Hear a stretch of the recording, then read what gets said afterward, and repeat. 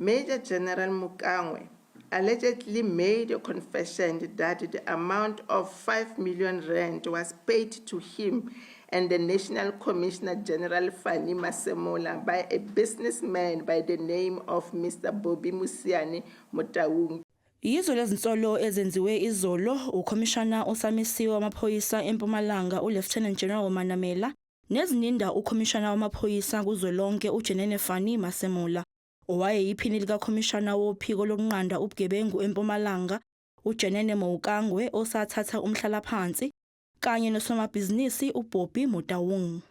Umndeni kaJimmy Mohlala owadutshulwa wabulawa ngaphandle komuzi wakhe kaNyamazane eMpumalanga ngoMasingana ka-2009 uthi lezinsolo zibuyisa ithemba lokuthi abenzi bobubi bengagcine betholakala.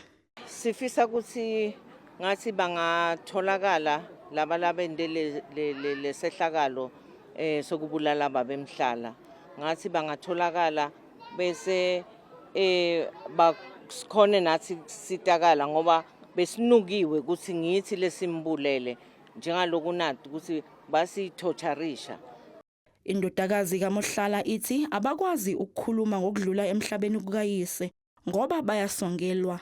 If ushare ku social media yakho kubonakala ngathi wena you are actually uvusa something, when you are fighting them, and hence you're not even fighting anybody, you're just voicing out for you to get justice of what has happened to our dad.